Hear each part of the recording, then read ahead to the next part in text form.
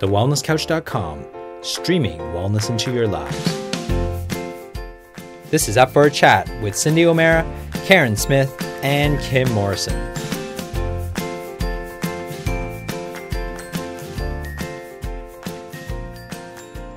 Here we are, up for a chat about the hottest topics that are important to you, inspiring you to awaken the change within. I'm Cyndi O'Meara, and I'm here by myself without Kim and Karen, because when two young women walk into your life, as these two women that I'm about to interview did, you just got to interview them. You just got to ask them a lot of questions. And my daughter Tarnea asked me a couple of days ago, she said, Mum, I've got two friends coming.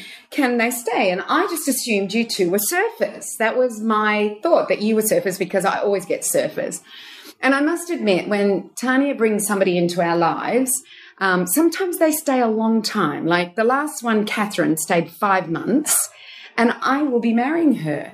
And I'm a celebrant at her marriage I'm going to Sun Valley, Idaho to marry her. And that's how close I get to these young people that she brings home. So I felt when I met you two that, and I will explain who they are, don't you worry, that I really thought that my listeners would really love to hear who you are. So the first is Kate Williams, and Kate has started a company called Retreat Yourself, and I'll let her explain what that's all about. And she's studied at the IIN and done holistic nutrition, as well as being a personal trainer. And we also have Hannah Buttigieg, and I said that right, didn't I? Yeah. Now, you're going to just, like, I was blown away when she told me what she did, but she's a forensic drug and alcohol worker. She's a nutritionist and a counsellor. She works in the field of addiction and behaviour change. And is the owner of Food Intelligence, and works on triggers, stresses and vulnerabilities, and focuses on strengths with people. So this is who you're going to be listening to for the next hour. So I'm going to start with you, Kate. Sure. Welcome. Thank you. Can you explain to me, how did you get into Retreat Yourself, and what is Retreat Yourself? I got into Retreat Yourself because I've always been interested in helping people in some way or another. I didn't really know how that was going to look, so I went travelling, ended up in the corporate industry in Melbourne, and it really got me questioning the way that people live their lives, and being stuck in the kind of cycle of society. And so you were questioning that then, how people live their lives. Mm-hmm. How old are you, if you don't mind me asking? I'm 30. So you to be questioning that, because I've questioned it at my age, but yeah. I find that at 30 to question how people live their lives. Yeah, because I left New Zealand when I was 20 to go travelling, so I'd kind of had a lot of experience in like third world countries and things like that, and seeing the other side of the way that people live really gave me a whole new perspective. So, and then I realised that after doing some bikini body challenges and things, and having come from a background of having like disordered eating, I realised that so many people they measure their health by the way that they look and not so much by the way that they feel. So I was really interested in going down the path of helping people kind of from the inside out and a holistic kind of view of health. So while I was at that corporate job in Melbourne, I started studying at IIN. And then I went travelling again and decided that I wanted to create a program for people around self-confidence and building self-esteem and things like that, so that you felt good about yourself before you started on the healthy eating side of things. So that didn't work for me. I started a blog, wanted to start an online program, and there was still a bit of a stigma around like life coaches and things. And so I had kind of thought about it a bit more, and I was like, what do people want, and how am I going to interest people that want to improve their lives? And the idea for the boxes came up. So it was really like, people are interested in receiving the products, and it looks really pretty, and then the magazine opens people up to new ways of looking at their health and life. So let's talk about the boxes. So you the first time I ever knew about your box that you send out is that you sent Tarnea one, and Monique, and yeah. Monique is my son's girlfriend, who's doing nutrition, and I watched them on their Instagram opening them, and I went, oh, this looks exciting, this looks really good. So what is the box all about? So the box is it's a seasonal health and wellness subscription box. So every 3 months at the start of the season, a new box is released. Every box has 10 to 15 sample and full-sized health and wellness products, and they're all sourced from natural and organic Australian brands. So really trying to support the people that have, quit their 9 to 5 job and comfortable salary to start something new. So I really wanted to support people in that way. And the boxes also contain a magazine, a wellness magazine with articles and recipes and things like that from all different health and wellness gurus across Australia. And then there's a day plan in the box which explains how to create a day retreat at home using all of the products. So it's really encouraging self-care and health on every level. So yeah, I remember one of the things I saw, we want you to create a life you don't need to escape from, where you feel inspired to take care of yourself on all levels, mind, body and soul. Because so many of us leave our homes to go on holiday. Yeah. And I've often heard, why can't we live in a place where we're happy to be so we don't have to go on holiday? And is that what you're trying to help people be happy within their own space? Yeah, well, that's exactly right. I think that when people slow down and they really enjoy their lives and, when I talk about creating a sense of retreat in every day, it's doing a little thing every day that makes you feel content and fulfilled and starting to create behaviours that make you feel good about yourself from the inside out. So that's the whole idea of the boxes. It's meant to inspire people to feel really good about themselves in every way. So you must be doing this already. Yes. So how about you give us a few examples of what you do on a daily basis? So every single day when I get up, I take my dog for a walk, and sometimes obviously running a business, there's lots of things that you have to do all the time. So I really make an effort when I walk to be really present. So instead of, rattling everything off in my head of all the things I have to do, I'm like aware of the sun on my skin and, the wind in my hair, and notice the people around me and that kind of thing. So it's kind of like a meditative walk that really I do meditate as well, but I make that my time to really do that. So it's a good idea. They call it mindfulness, and it's a really good idea just to be present as opposed to away. Yeah. And I suppose because how busy we are in this day-to-day life, we often aren't present and we're not actually experiencing things fully. So you often feel like you need to escape to be able to enjoy what you're doing in the here and now. So yeah, and aside from that, a huge one thing I've been talking about in these events I've been running is different aspects of health, with one of them being fun. So making sure that once a week I go for a hike somewhere new or walk somewhere different or go to, do something differently or kind of take myself out of my comfort zone. But I think that's really important as well, because you need to not get stale in your everyday. So we will talk about the retreat, but I think I might ask Hannah some questions now. All right. So when I met Hannah, the first thing you were very quiet.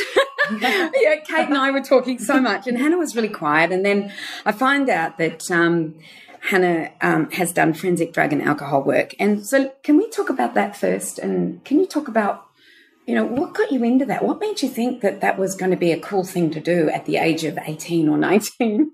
Well, I didn't. That was the thing. So when I finished high school, I initially went to a TAFE in Melbourne, where I started to study event management. After one term of that, I decided it wasn't for me, so I took the rest of the year off to work in hospitality, and then went and spent some time with my brother, who was living in England at the time. While I was over there, I thought I probably should do something, education-wise, so I've got something to fall back on. So I enrolled in an arts degree. So I came home and I did 2 years of that, and while I was doing that, one of my friends asked me if I wanted to go over to Ghana, where her father was from. She was just completing journalism and was going over to do an internship there. And because I didn't know what I wanted to do and I love travel, thought, yep, I'll jump on board that trip. That sounds fun.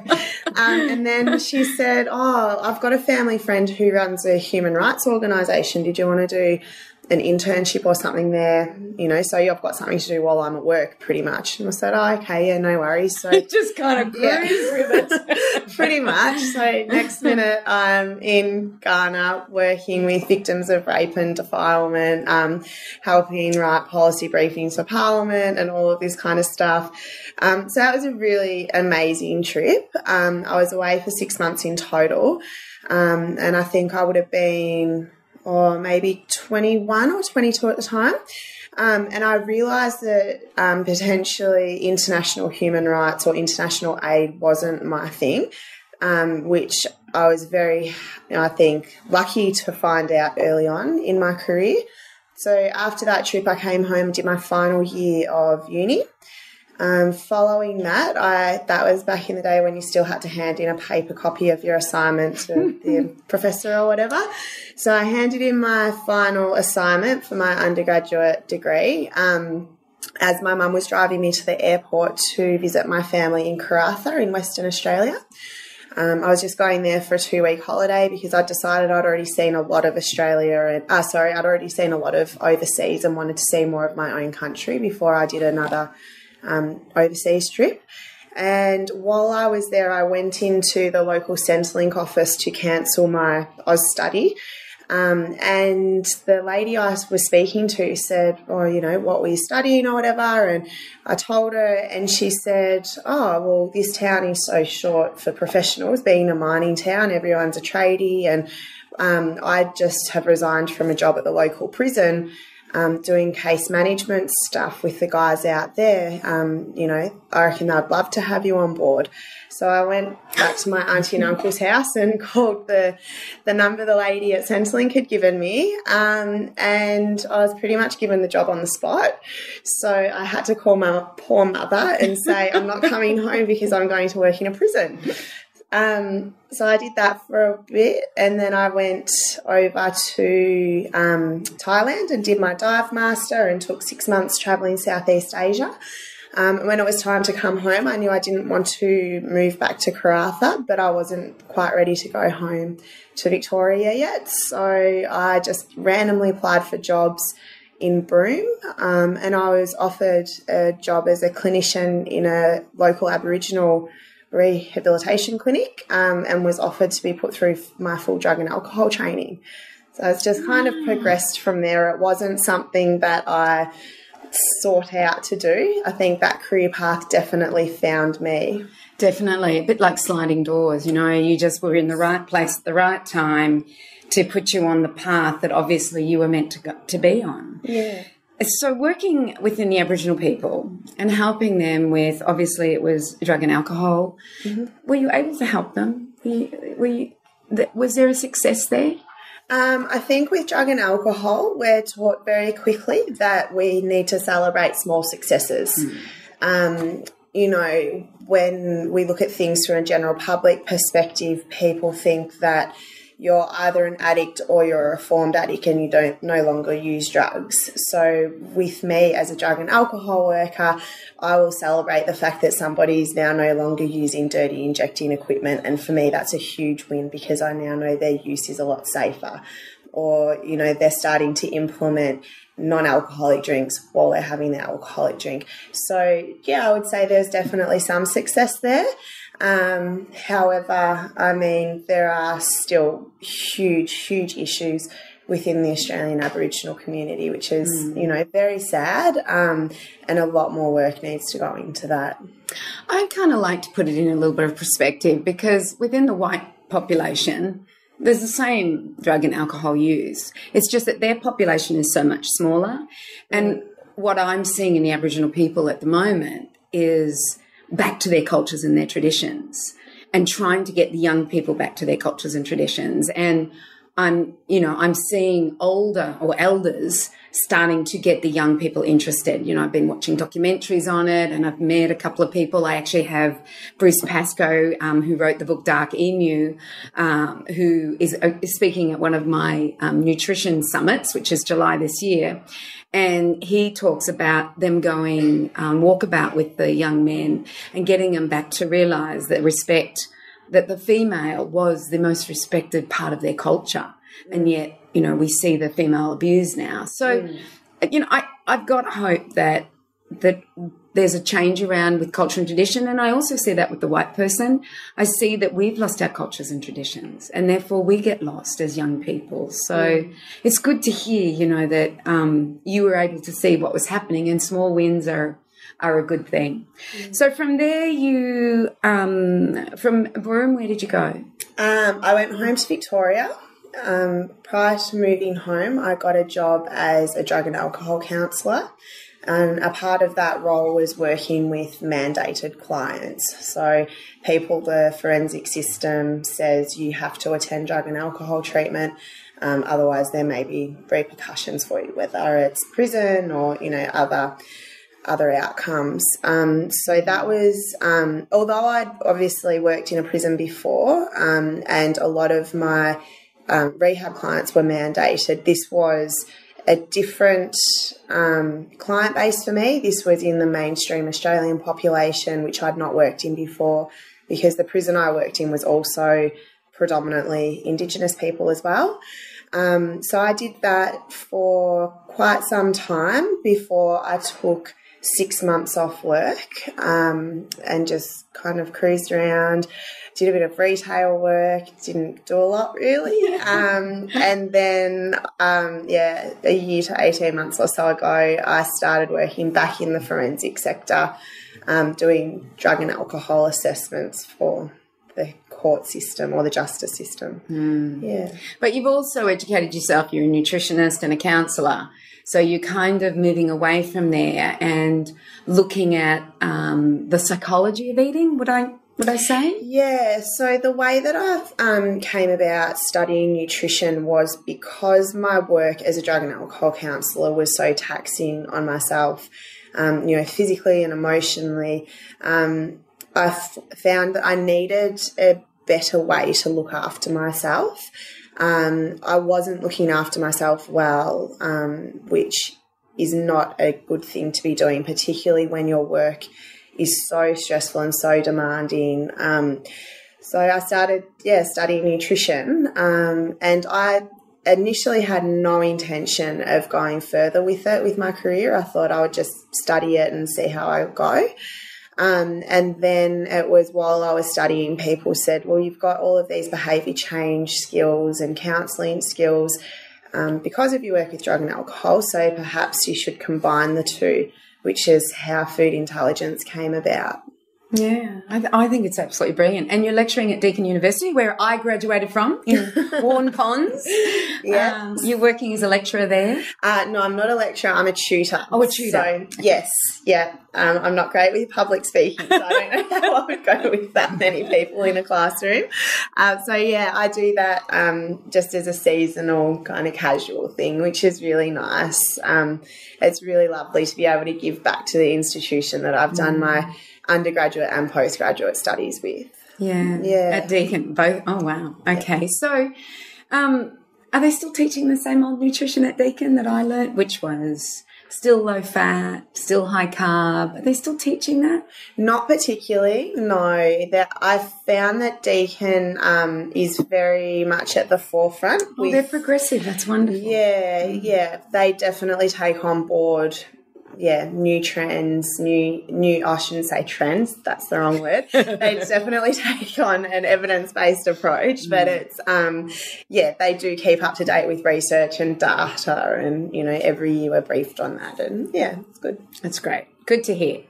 So you said you weren't good at public speaking, or you don't feel good about public speaking, but the reason you two are together is because you're doing a tour around Australia at the moment, and it's you're speaking. You're one of the speakers. Yes, so I'll let Kate fill you in on what we're actually doing, but yes, I actually met Kate at an event she organised with the yoga studio I go to, and they approached me asking me to be one of the presenters at that some time ago. And since then, Kate and I have stayed in touch and have become really close friends. So when she was organising these events with Bar Body, she asked me to be one of the presenters. So my presentation's just all about, food behaviours and getting in touch with, emotional food triggers and cravings and how you can better manage that, and the link between your food habits or behaviours and stress and all that kind of stuff.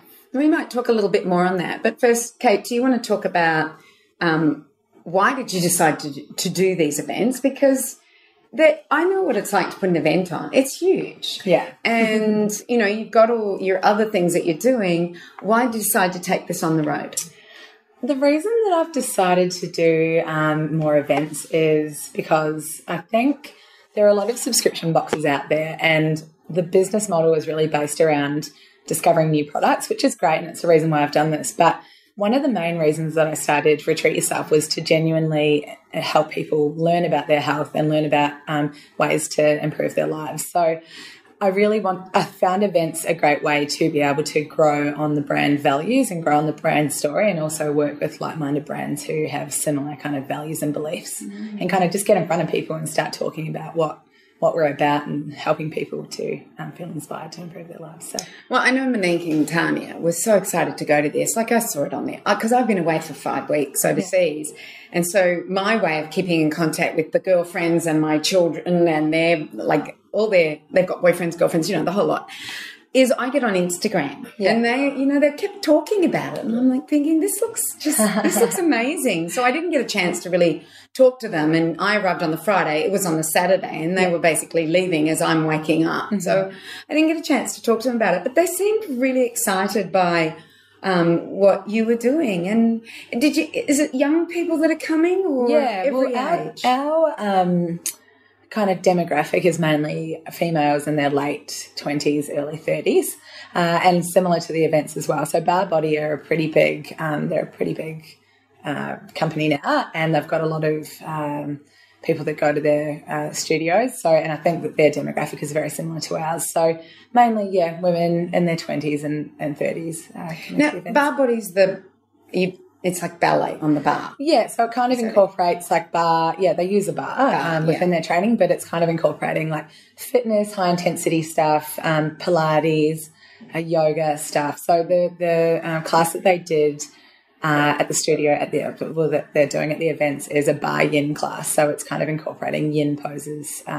In a bar class. So, it's very cool. Sounds wonderful. And they're all over Australia. Yeah, so I think they've got 9 studios. So Brisbane, they've got 1.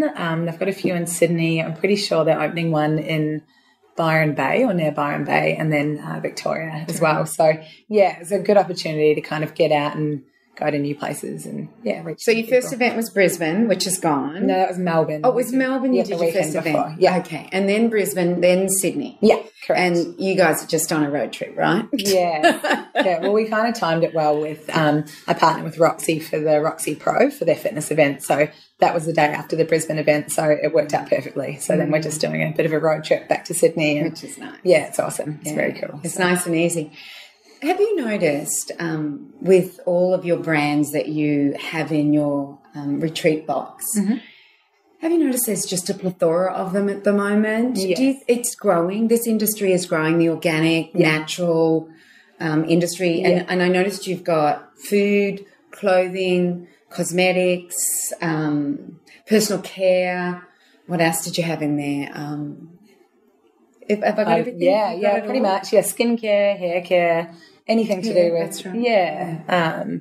Being healthy, I suppose, in any way possible. So, we try to think a little bit outside of the box, I suppose. And I think people also value receiving things that are more permanent rather than something that gets used. So, in our recent autumn box, we included a stainless steel drink bottle, and there's an article in the magazine around plastic and the epidemic of plastic. So, we're trying to be quite eco-conscious. And also, you can use your drink bottle when you go running or at yoga. And, they're beautiful in the same colour as my brand as well. So it works out really nice. I read your magazine. I loved it. I think because it's not your people can't see what I'm fiddling with at the moment, but it's not your big magazine. It's just a small magazine. And that doesn't mean thin. That just means it's, what is that? A5. A5. So it's A5. So it's really easy to have in your handbag and to have a read. But I was actually reading the plastic. And it's interesting. I was at a conference in the US, and there were stall holders as well as speakers. It was the most amazing conference called CalJam. And this woman comes up on the stage. She only had 5 minutes to speak, and it was about plastic bottles.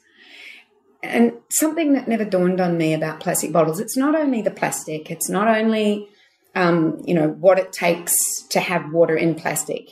But what she said was that when you're finished with your plastic bottle, what does everybody do? They put the lid on it. And there might be 3/4 of the water left in there, and then you dump it.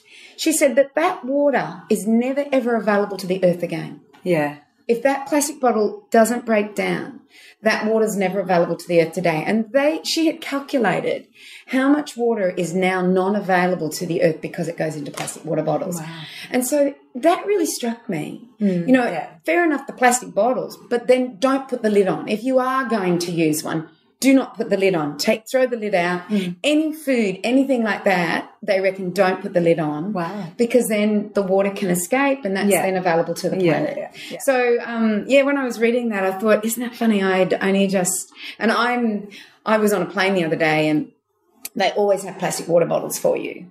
And I refuse them. Yeah. And I always take my Voss glass water because for me, I travel so much and sometimes something breaks. And so I just know I can go and get one of those. I've got the water, I drink it, and then I make teas in it. I do all sorts of things with my Voss water bottle as far as the food and drinks that go in it. And I think it's about people thinking. And what your magazine does is you're making people think.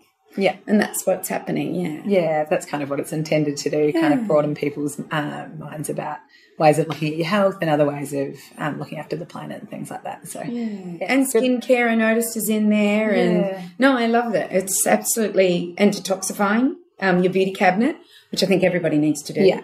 But then I kind of go, well, if we throw it out, then we're just, what are we doing? But if people stop buying so many things, then surely the companies will stop making so much. I'm hoping that that's how it'll work anyway. But, I think people are becoming more and more aware of skincare and the things that you put on your body as much as they are to do with, nutrition and things like that. So hopefully things will start making a bit of a change. I know Kim would love to be, Kim Morrison. And these girls don't even know who Up for a Chat is, by the way, for those people listening. They don't even know who we are. So they don't know Kim and Karen exist. But, we all know that Kim does everything to do with self-care and everything to do with essential oils. And she has an organic, natural skincare range and she's amazing. Wow, she's absolutely amazing. So she would love to be asking you a million questions right now. But too bad, I've got them to myself.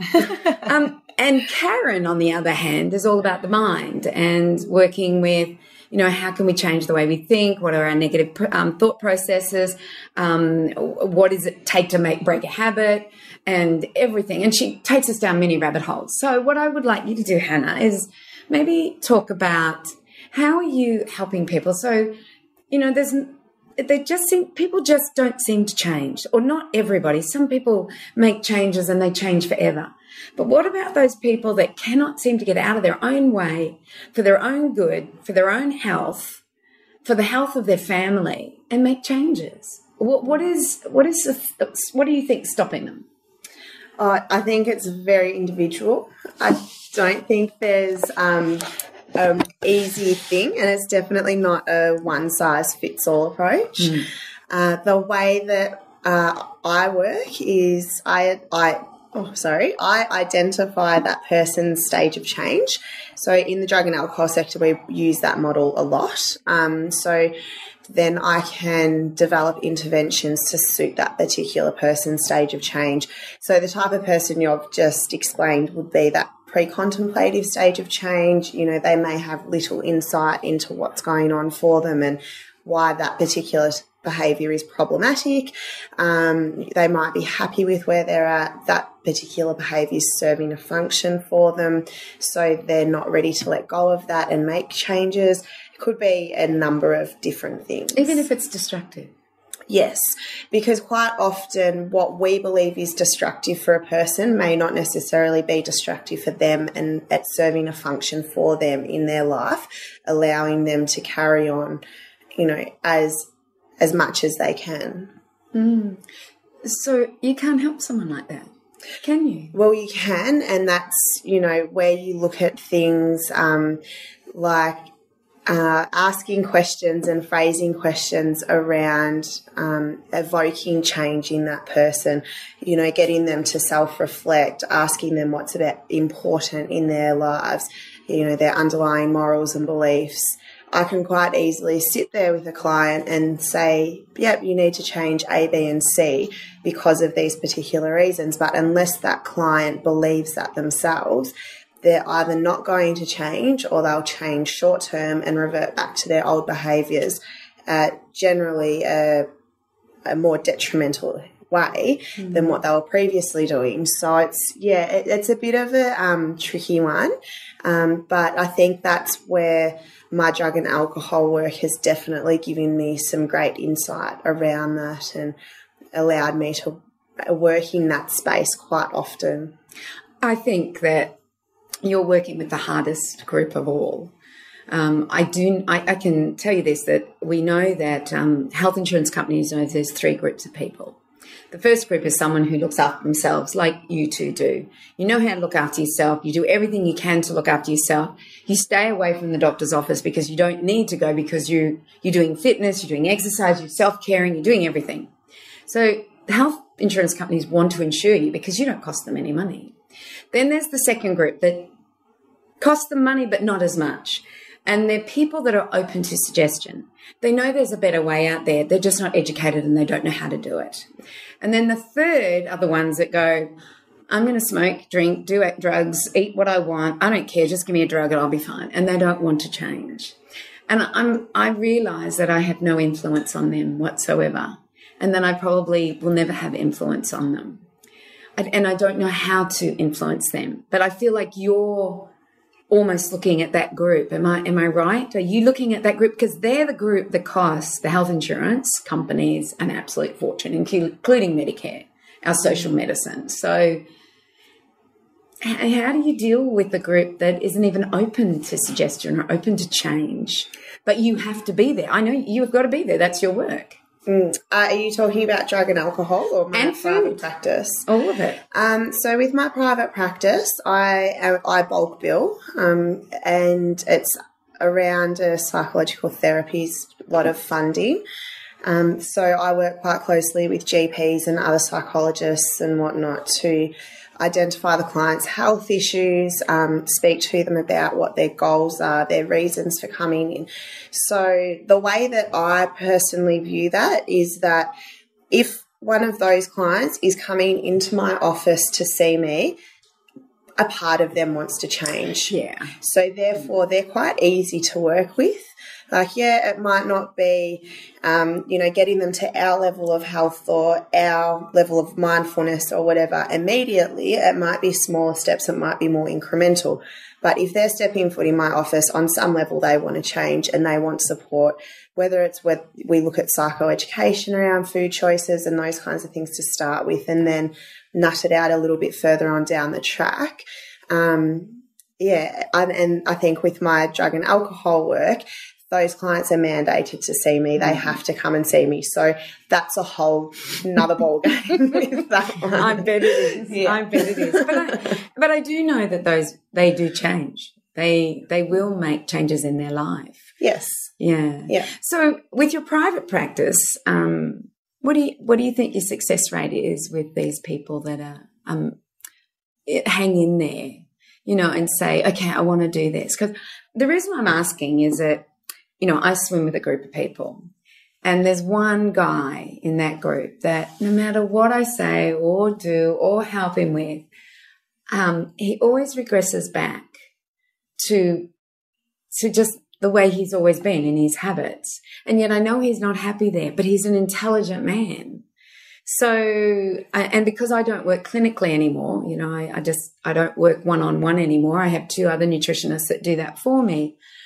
I'm struggling at the moment to, try and make changes in his life and help him. And I think that is a difficult thing and something that we see all too often in the general public.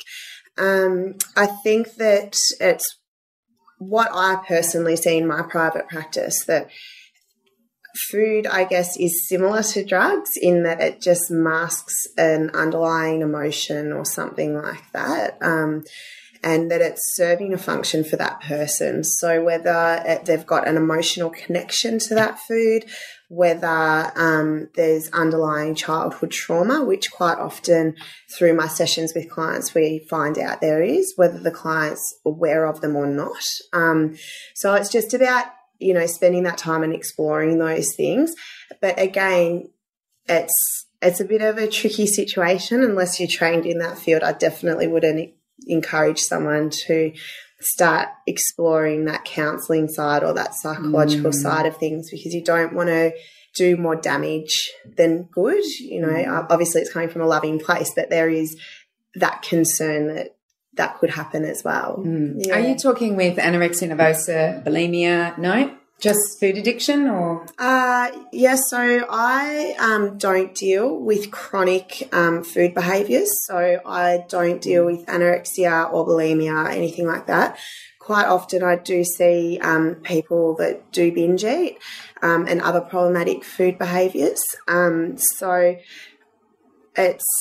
sorry, what was the question again? Sorry. Oh, just if you were dealing with the bulimias and the nervosas and, because they're a hard group to deal with. Definitely, yeah. And that's the thing. And I think because of my work in the forensic sector is so difficult and is so acute and chronic and down the line, that's not an area that I want to be dealing with in my private practice. Yeah, no, it's a hard area. Yeah. All right, Kate, where are you going? Where, now you've done this, your retreats and your boxes, and where are you going now? What's your next step? With the business? Yeah. Obviously continue to grow Retreat Yourself as a brand. And like I said, growing the brand values outside of the boxes. So I'm really starting to do some research in a bigger event in Melbourne.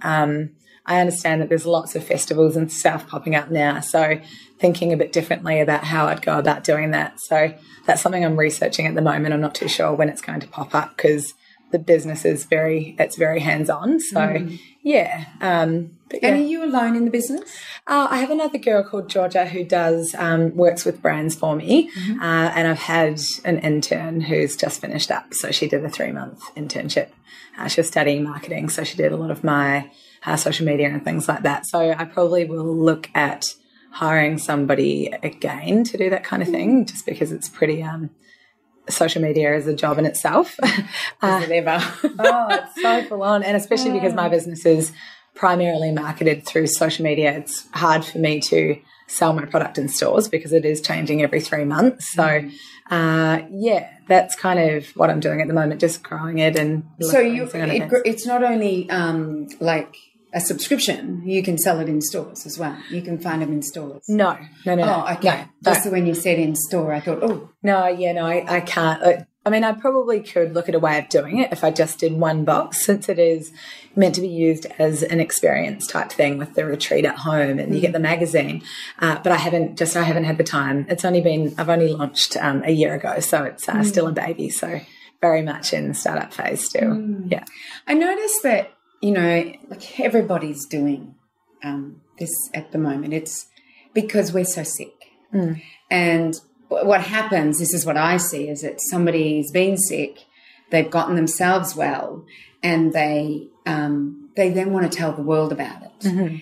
And there's so many people. We were talking about Jess Ainscough. She was one of the most successful bloggers, 1 million downloads a month, and everybody was following her because she had helped herself through a gruesome cancer that ended up taking her in the end. But she had 7 wonderful years without being in chemo and things like that. She just did it as naturally as she could.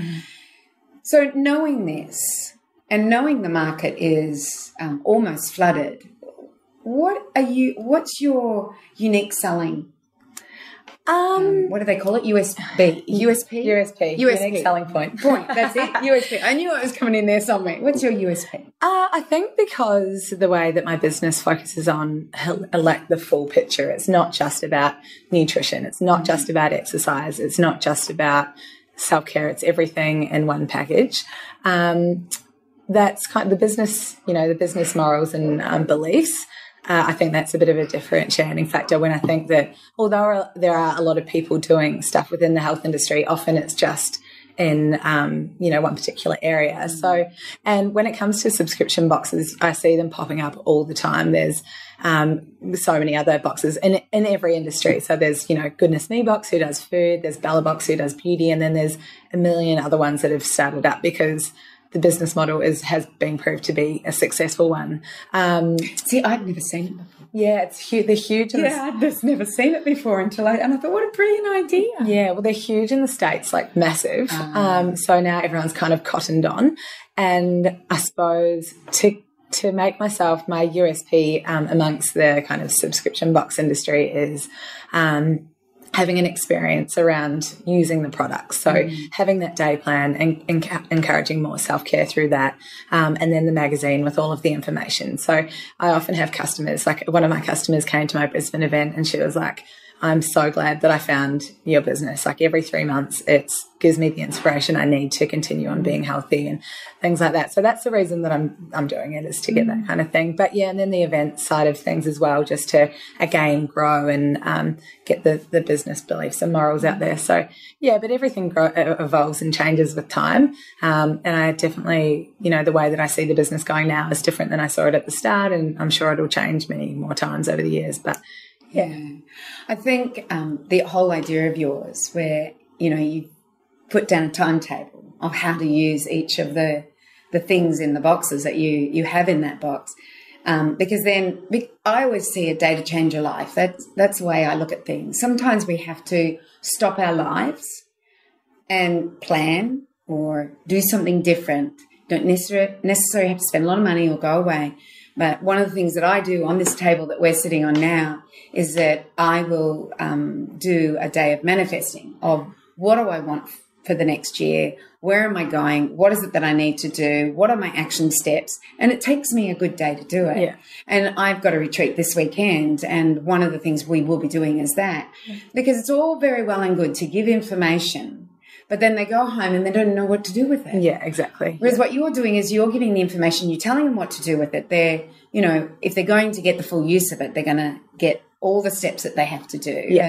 And the magazine, to learn more interesting information and what they should be doing. Yeah, and I suppose going back to the whole corporate job thing where I, saw the way that I started to see society from a different angle, I wanted to create a product that actually enabled people to make changes and gave people the information and inspiration to make changes, rather than just receiving a product that they could use and then be done with. It's something that actually inspires them to make steps towards a happier and more vibrant life. So yeah, no, I think it's absolutely a brilliant idea. Thank you. So where are you going, Hannah? What are your steps? Are you going to move out of drug and alcohol and stay in nutrition? What was it? Nutrition intelligence, food intelligence, owner of food intelligence. Yeah. Are you going to go more there? Where do you want to go? At the moment, I'm very happy with where I am. I feel like I've got a very good balance with the drug and alcohol and my own business with nutrition and that kind of thing. Like Kate, I don't agree with the Monday to Friday 9 to 5 lifestyle for myself. It just doesn't fit. So I am very happy with the balance that I have now. I believe that as a woman, it's particularly as a woman, I guess, it's always important to be employable. You never know what's going to happen, down the line. And if I'm lucky enough to have kids or something one day, I still want to know that I can look after myself and maintain my financial independence, which I feel is probably a reason I'll always have a foot in the drug and alcohol door. But you never know. I could have a bad day there one day and pull the pin on it. So I'll just see what happens. We'll just stick with sliding doors for a week. Yes. Yeah, that's worked out for me so far. That's the way, that's the way I've lived my life. It's like, oh, that looks good. Let's go over there and let me try that. And then that leads me to the next thing and so on. So it works well. So what I want to ask you is, what's your ritual in your day that keeps you healthy? Or what are your rituals in your day? How do you create these things in order to stay sane with the drug and alcohol that you do, the drug and alcohol counselling, as well as all the tutoring and everything else that you do? Tell me what you do to keep a good, healthy balance. I make sure I exercise every day. That's my one thing. I've found that my level of physical activity has a direct reflection on my mental state. If I'm not exercising, I'm not feeling good about myself, and I just I feel sluggish, I have brain fog, just doesn't bode well with me. I try to stay away from alcohol as much as possible. I'm not a big drinker, and I definitely don't drink during the week. I think a lot of that has to do with the mental strain my jobs do have on me, that I need to be completely present and focused in every room I'm with a client. So I make sure that, you know, Sunday to Thursday I definitely won't have any alcohol. And making sure I have a really healthy diet is my one thing as well. I notice immediately if I'm not eating well, the impact that has on the rest of my life. So making sure I've always got healthy meals in the freezer, because I do juggle a lot with my lots of jobs that I have. Having meals that are ready to go in the freezer is my one big thing. So you're organised and prepared. Yeah, definitely. Wonderful. All right, so both of you are on the road. And I want to know how you're going, because, you know, I'm on the road all the time, and because I do it so often, I'm pretty good with maintaining a really good lifestyle so that, you know, food and everything. I want to know how you guys are going. Because is this the kind of the first time you've all both travelled, haven't you? But travelled with work the way you're doing it this time. So how are you going with you on the road? It's been because I drove up to Brisbane from Melbourne without Hannah initially. It was a lot of time in the car, and I feel like, you know, what Hannah was saying about needing exercise every day, that was really hard to do that. So when you're sitting in a car for 14 hours for 2 days in a row, you get pretty stiff and irritable. So that was a bit frustrating. But I went for a surf in Byron Bay and went to the gym in Brisbane, and that made me feel a bit better. But the food kind of side of things, I just find that when you're up at like 4:30 in the morning and you go, it's hard to eat proper meals, especially when, you know, you're in a new place and you're not too sure where to get them from. But we do have a massive bag of fruit in the car and lots of healthy snack bars and things like Blue Dinosaur bars and biscuit bars as well. So that's kind of been helpful in terms of making sure that we don't make bad food choices along the way. So is Dinosaurs one of the ones that goes into your retreat box? Yeah, they had some in June, but they've been kind enough to sponsor us with lots of bars for these events. So we've got like a copious amount of bars and stuff in the car. So but they're delicious and they're healthy. So provided you don't eat more than one. I know. They are delicious. And, you know, it is about being, even just fruit, you know, like that's all you've got. I think like everyone's going off about fruit at the moment. It's not good for us and we shouldn't be eating too much of it. But I think if I've got a choice between McDonald's and fruit, I'm going for the fruit. Well, that's the thing. And if you go to a gas station, petrol station, there's my New Zealand coming out, there's often lots of sugary kind of bars and things like that. So if you've got a bag of fruit, you're still getting vitamins, minerals, the fibre and everything from the fruit. It's much better than, you know, like that's a very healthy option compared to a bag of chips or something at the petrol station. Definitely. Not gas station. And what about you, Hannah? What do you, you know, how are you going with the food and everything on this trip and keeping up everything? It's not been too bad to date. I think it's been good because Kate and I have such similar food beliefs, I guess, which is really good. So we would prefer to, you know, walk another 5 minutes to get a healthier food choice than just, you know, get something that's super close and convenient, which has been very helpful. Making sure I've always got our fresh fruit and raw nuts with us, you know, keeping hydrated as well, particularly because we're from Victoria. We're not used to the heat, so that's a big thing. Yeah, it is hot, definitely. It's so hot. One of Jessica's, Mainsco's very good friends, Melanie Elliott, has done is she's created a website, and I wish I could remember the name of it now. It's just eluded me for the second. But she's created a worldwide website to help people eat healthy. So you get to put in there, I've just been to this place. It was, you know, a little bit like Bean Hunter, you know, if you're looking for coffee. Yeah. So I use Bean Hunter a lot because I know if I find a good coffee, I usually find good food or they'll be able to tell me because they're specialists. They know how to do things right. Yeah. They love organic. And so I'll use Bean Hunter.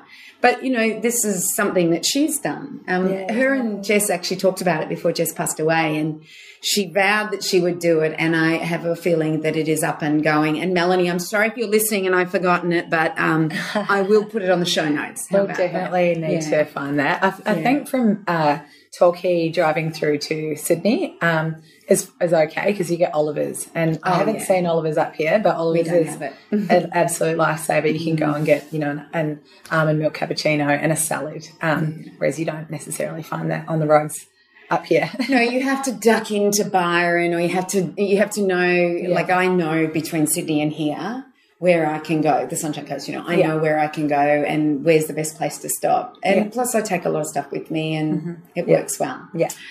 Do you have any last words that you'd like to say? Oh, I don't know. Not off the top of my head. Any words of wisdom to young people that might be struggling? I often do something that I talk about because I speak at my events as well. And one thing that I end with, one exercise that I end with the people that are there, is getting them to reflect on something they've always wanted to do, but that there's a fear in the way of stopping them, which is stopping them. So I get them to reflect on that, and we kind of go through an exercise. And at the end, the final question I ask is, what would your 90-year-old self say to you about this particular, this particular fear or goal? And I think that particular question is something that I take through my life and a lot of things that I do. You get worked up and worrying about something that's going to happen, or, you know, you're stressed out about something. And I always think, what would my 90-year-old self say to me? And it's always very, don't worry about it. Everything's going to be okay. So that's just something that I kind of take through me. Great words of wisdom. It really is. You know, like I look at myself in my 50s, nearly 60, and I go and I look at you girls, and I look at everything that's going for you. And I go, you should have no fear. You should be able to just go with it, because as we get older, we actually can see that. Yeah. But when we're sitting at 30, we can't see that. Yeah. So I think that is a brilliant one. You can even ask us 60-year-olds if you want. Yeah. Well, I just think, with like hindsight's a hell of a thing. You see, so it's trying to get that hindsight before you're actually there. And I just also, like, I've done a lot of travel as well, like Hannah, and I've kind of had this whole sliding door thing. And I just think that fear, like, it gets in the way far too often of people doing things that they want to do. And, you've got this amazing life. Why not do, what's the worst that can happen? So it's good to kind of think ahead. And it's imagined. Yeah. Most of it's imagined fear as opposed to what could happen. So great words of wisdom. Thanks. What about you, Hannah? What's your words of wisdom? Listening to Kate speak then, it just reminded me of a little saying that I carry around with me. It's in my wallet. When I was, I reckon, 17 or 18, I saw on the back of a toilet door one day a little saying that said, one opportunity, one encounter. And I wrote it on the back of a Kmart receipt, and I still carry that receipt around with me every day. And I think that particular saying has definitely shaped my life. I don't try to plan too much. I obviously have my own goals and that kind of thing, but reminding yourself that you can't plan everything, and when opportunities do arise, you should grasp them with both hands if it feels right for you at the time, because you'll only ever have that one opportunity to encounter that. Excellent. I would agree with you. And a lot of people don't grab that. They hesitate because they may have fear. So thank you for that. And I hope for all of our listeners that are listening to this that they maybe share this with their daughters or even their sons, because our demographic is probably 25 to 60-year-olds. So just in case there's some older ones that want their young girls to listen to this, I think it would be a really good thing to listen to, because I'm absolutely blown away by you. I was just, when I walked into the house and you were here, I just enjoyed our conversation. So that's why I invited you. So I want to thank both of you for taking an hour out of your busy day. We've all been around this table. There's 4 of us around the table, Tarnea as well. And we have been working by ourselves on our own computers, but it was just nice. I don't know what it was. It was just really nice to be here because I should be working, and I was working, but I was really struggling because I've, come back from overseas and my head's not as clear as it usually is. So I want to thank you guys for doing that with me.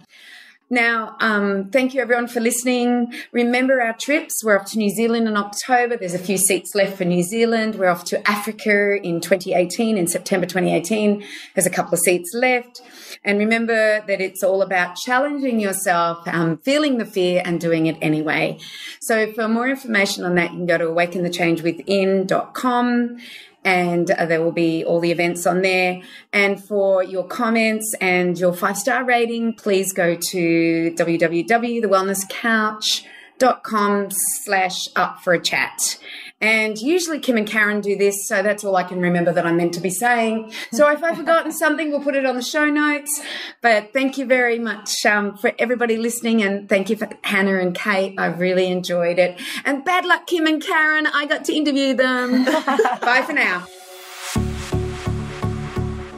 This has been a production of TheWellnessCouch.com. Check us out on Facebook and join in the conversation on Facebook.com/TheWellnessCouch. Subscribe to each show on iTunes and check us out on Twitter. The Wellness Couch, streaming wellness into your lives. Whilst the Wellness Couch presenter endeavor to provide accurate and helpful information to their listeners, these podcasts cannot take into account individual circumstances and are not intended to be a substitute for health and medical advice from a qualified health professional. You should always seek the advice of a qualified health professional before acting on any of the information provided by any of the Wellness Couch podcasts.